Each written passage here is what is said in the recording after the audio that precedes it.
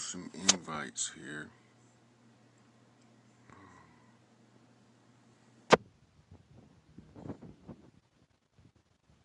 We're going to do a little discussion on Black history.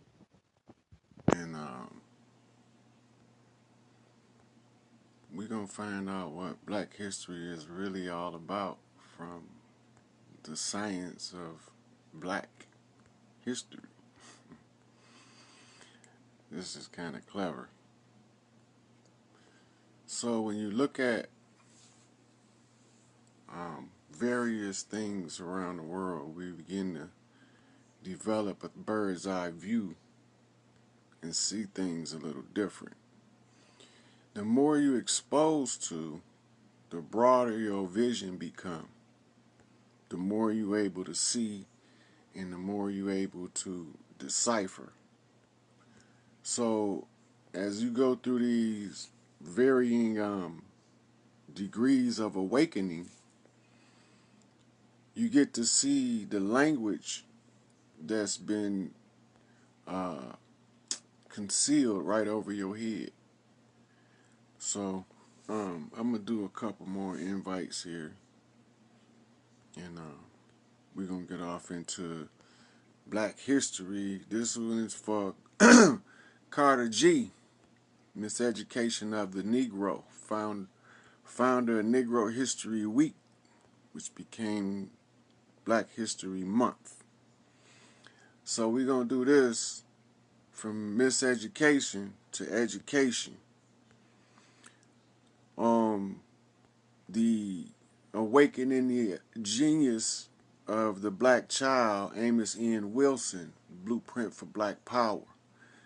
We're going to do this one for him.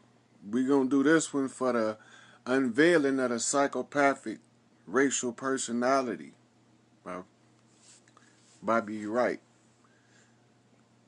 We gonna show you that the people are functional by understanding the essence of Black history. When we do that, as Maurice Bishop did in Grenada, when they said he couldn't accomplish these things, and he managed, Maurice Bishop regime managed to do in a short period of time what nobody else had accomplished in years prior to his little short reign before the CIA executed him. He was a threat to the stability of the Zionist power structure, as in the brother who did the lectures to get the secret relationship between blacks and Jews into university for study. They don't want you to know about the secret relationship between the blacks and the Jews, because wherever you find blacks at in history, Jews is walking among them. But who the fuck is the Jews? The Zionists. They tell you that the protocols of the wise men of Zion is a fallacy, that it is a artificial construct, a fictional paper written. But upon further analysis, when you analyze it, every aspect of the document is what every aspect of Zionist control. Well, now we need to find out who the fuck is a Zionist and what the fuck is a Jew.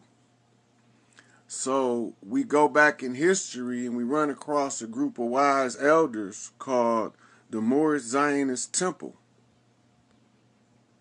Well, they was holding certain blood rights in secret to keep us in bondage. They call it Babylonian money magic. So we know who they are, because we sent our prophet, Noble Drew Ali, in there to bring the secrets out in the open so we can level the playing field. We found a blueprint. When you had a blueprint to the building, then you can get into the makeup of the structure and then you know best how to approach the situation. So I didn't did enough invites. So when we talk about black from the old dark land, the motherland, we don't talk about skin color because we never referred to the skin color as black. You was a seed of the stars, or you was a seed of the moon, or you was a seed of the sun. And they all had different functions and different purposes within the priestly order that was laid out by a totem system. If you don't know your history, you cut off from the roots of who you are. So when you look at like the voodoo, they tell us that voodoo is bad, but we brought it over here with us when we came from the motherland, if that story is in fact true, which I have reason to doubt.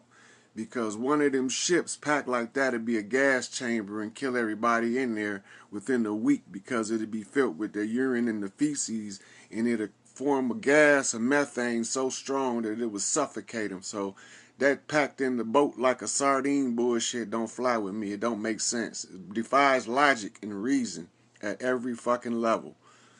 You can't vent it the way that the ships was made. You couldn't vent it fast enough. And they haven't been able to produce one of these fucking sardine can ass ships that's supposed to have been the slave ship. So I ain't going with that, because me and my people was already fucking here. We was indigenous to the land before they came.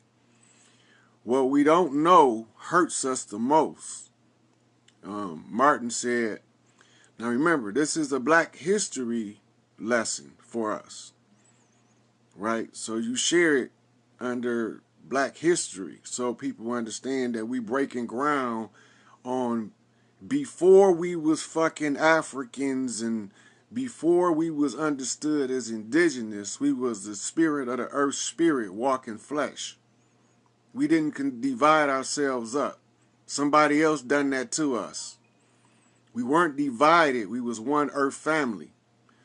So now that we got it all laid out, it is what it fucking is. We finna get into what we mean when we call it the black. Dr. Richard King talk about the black dot. And if you don't understand what the black dot is, you lost. Because the black dot is the gateway of consciousness within the human body, and you have to align certain energy points a certain way in order to be able to line the black dot up. It's like looking through a peephole. It's where you can look from your spiritual eye through your physical form in order to see through all the bullshit. You already know everything there is to know, but these systems are cutting you off from the knowledge of self. So we're going to get into some of the knowledge of self, and we're going to understand when we say black, what are we really talking about? So when you look in the description, you see where it say, it's talking about the noon, N-U-N. In Kemetic science, or Egyptian science, however you want to say it, it does not matter to me. I'm not that picky, as long as you get the point. So in Egyptian science, the noon is what you see when you look in the sky and you see those stars piercing through that dark. That's the noon. The modern science call it dark matter. They call it chaos matter. It's flipped out as 3 6s in carbon, which formulate the melanin molecule on the mark of the beast. Right? So they wanted us to forever be subjugated by ignorance, because it's only the ignorance and the knowledge of self what keeps us subjugated. So they tell you don't study voodoo, but that's your history. That's your spirit science. But you cut yourself off from it. But your ancestors were smarter than the average fucking bear. Watch what they did.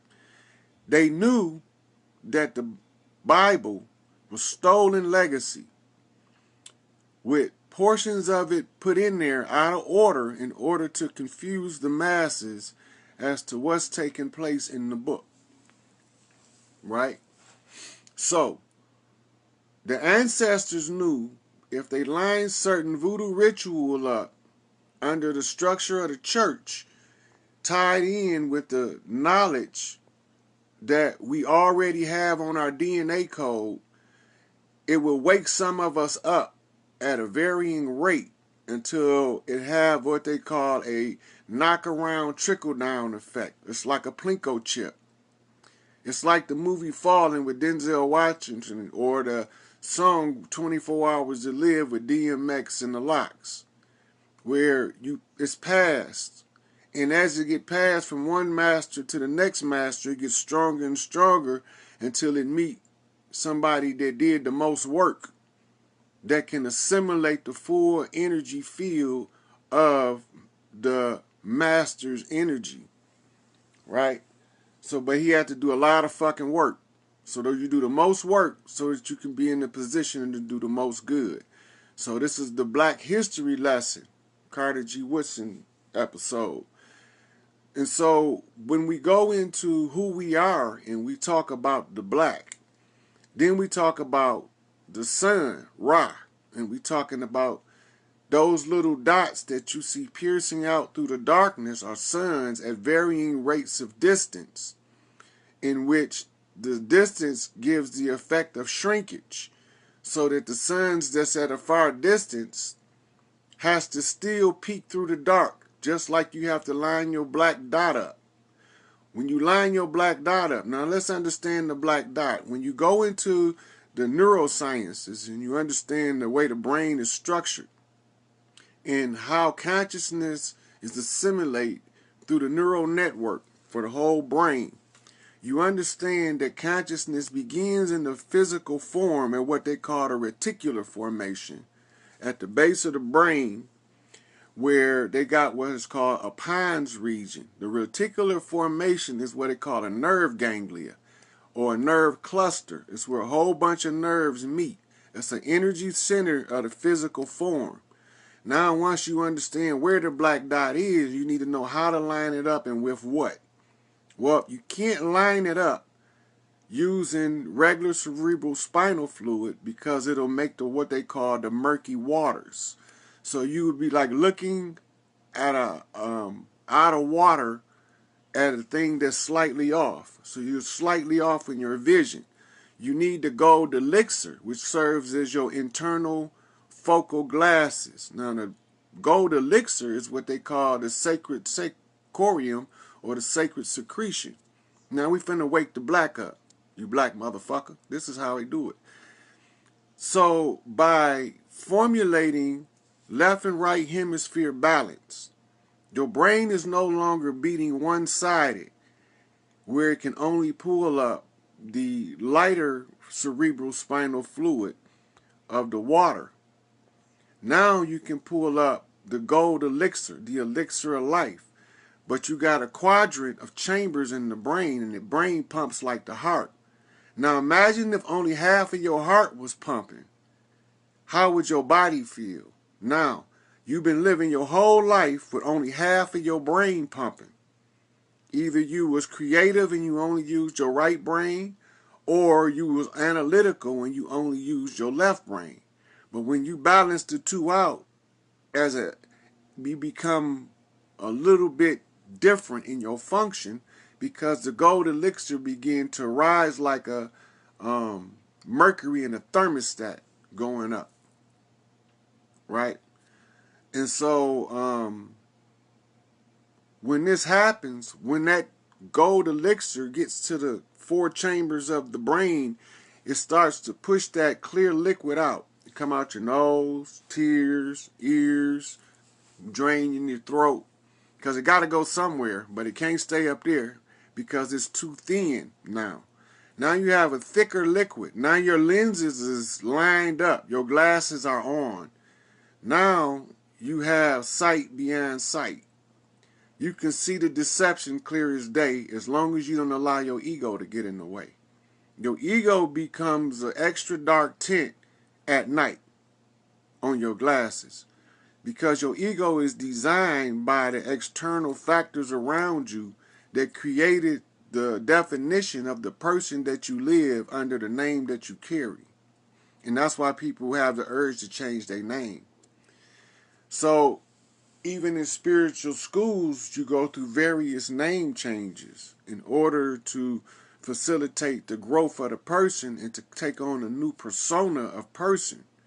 So this is why you see Master Muhammad with multiple names, and you see Elijah Muhammad had multiple names. I'm showing that his levels of development varied and grew. So this is why we talk about black history. So now, once that gets up there, you activate what they call your pineal gland. Your pineal gland arcs to your pituitary gland. Then you have what they call the second puberty, or the awakening, or the rebirth. The rebirth of the person now takes place because it's finna burn off all of the bullshit. And it's gonna hurt. Emotionally. Physically, you're gonna probably have some symptoms too, but it's gonna hurt like a motherfucker emotionally. And so, now that you became awake, you can see the language that they've been talking in front of your face, behind your back all the time. They've been talking over your head like parents do children when they don't want them to learn some information at too early of an age. They use code to talk over the child's head, spell the word out in varying things. These people been talking over our heads for 400 and something years, thinking that they was going to keep us in perpetual servitude. But Carter G. Woodson said, if you train a motherfucker to do something, he going to do exactly what he trained to do. So they use the Pavlovian response, the Skinner box, and all that shit to take our minds away. Because if you lose your mind, you lose your soul, because you don't know how to awaken the self within. And the only way to lose your mind is to be dominated by the ego. How my people doing? So now, when we go into the black, what does it mean? It's the primordial waters is what it's called when you look at the definition. The primordial waters of creation. It's the infinite chaos. It's the chaos theory. Whatever work, use it no matter where you get it from. Never let anything serve as your defeat. Use all things as a tool to your victory. We have been allowing these people to subjugate us by our ignorance, not by our desire to be subjugated. You know, so they say that the spirit is willing, but the flesh is weak. The only reason that the flesh is weak because the mind is ignorant. So if you know black history, you know the history of creation. Now, black history goes back to the noon. That's the black. Alchem is what it's called. So the science of this is alchemy, or chemistry now in modern days. Why would chemistry and black be associated? Because you need to know how you work so you can know how to work your machine, this meat motor. We are a star in a human body asleep. Once you become awakened, there is nothing that can subjugate you but yourself. Because anything outside of you pales in comparison of what's inside of you. Because it's what's inside of you is so fucking great. You got the warring soul, as W.E.B. Du Bois called it. Go back to the souls of black folks and he tell you about the inner conflict between the ego, the self that need to fit in with the social structure, and the true self. He's giving you the science. Our elders talk to us, but the children don't listen no more. So somebody got to wake up and tell them the history and tie it all together. It ties back to the beginning, before time, when there was nothing but the black, alchem. An alchemist arose, master of the day of judgment. He who is able to balance all things from all angles. He gonna win this fucking knockaround game and give y'all the facts and tell you how it work. Tell you how to break from the motherfucking bondage and servitude. So this is how you do it.